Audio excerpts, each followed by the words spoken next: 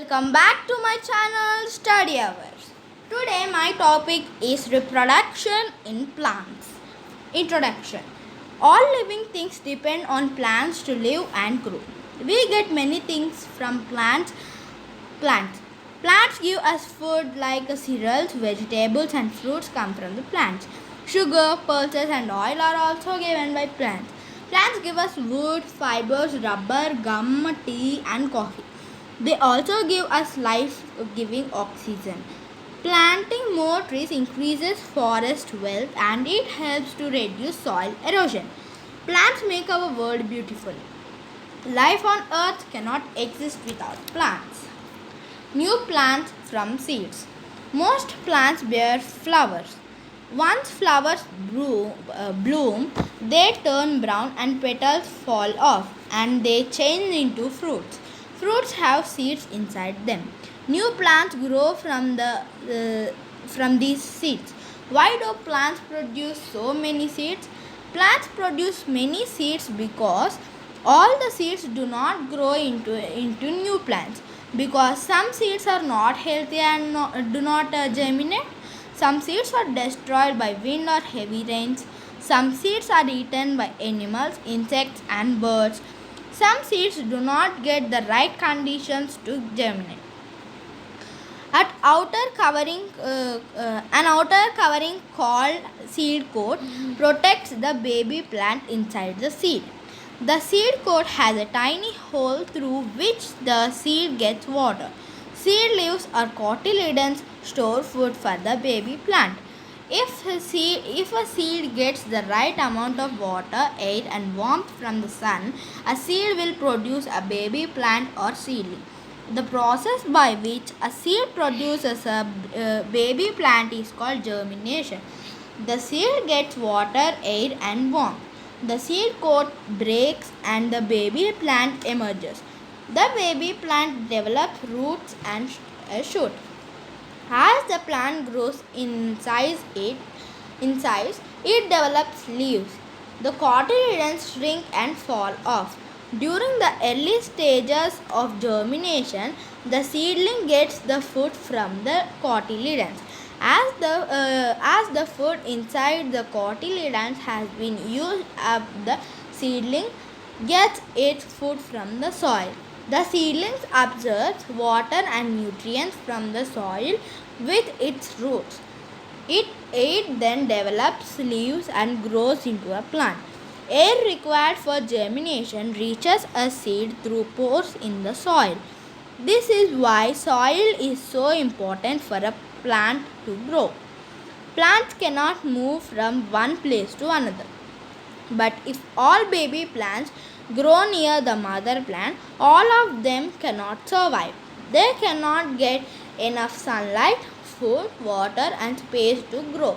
In nature, many plants scatter their seeds so that they do not grow too close to one another. The process by which seeds are scattered away from the plant that produces them is called dispersal. Next, dispersal by wind. Seeds of certain plants are very light. The seeds of orchid are as fine as dust. They are carried to a new place by the wind. Many seeds like dandelion and cotton have hairy growths which act like little parachutes and carry them away from the parent plant. Next, dispersal by animals.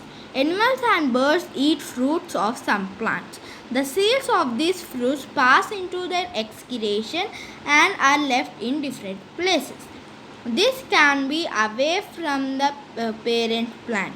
Jamun, cherry and apple seeds are dispersed in this way.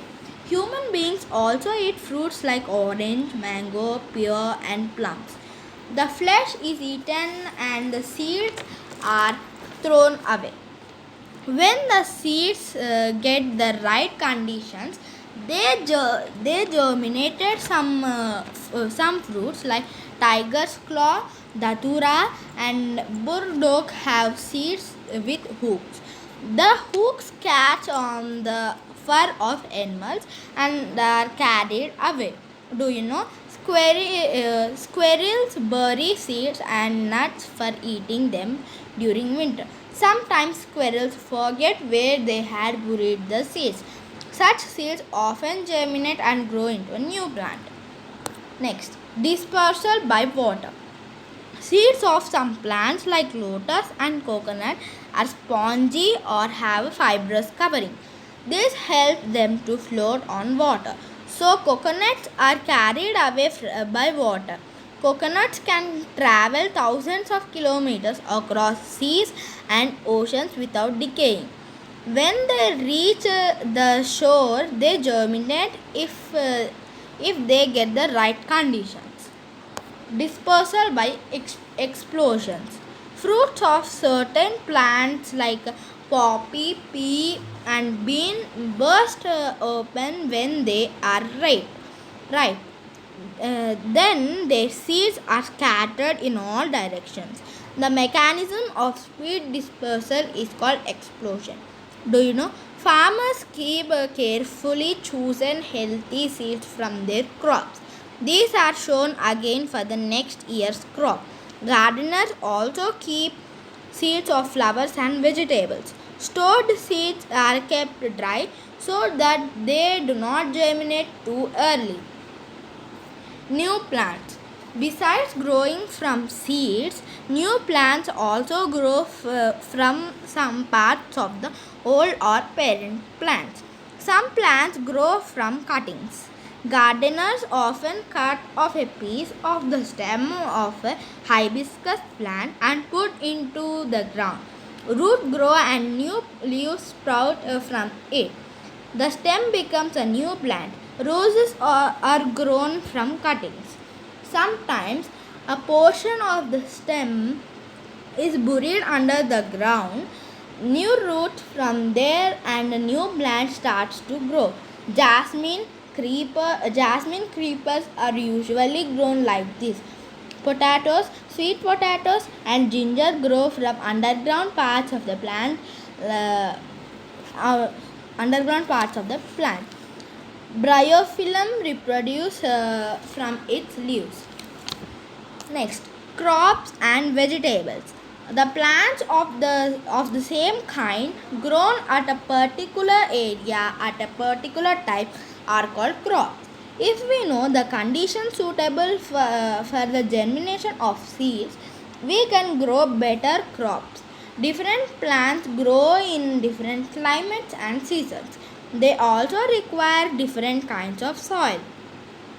Crops that grow from June to October are kharif crops.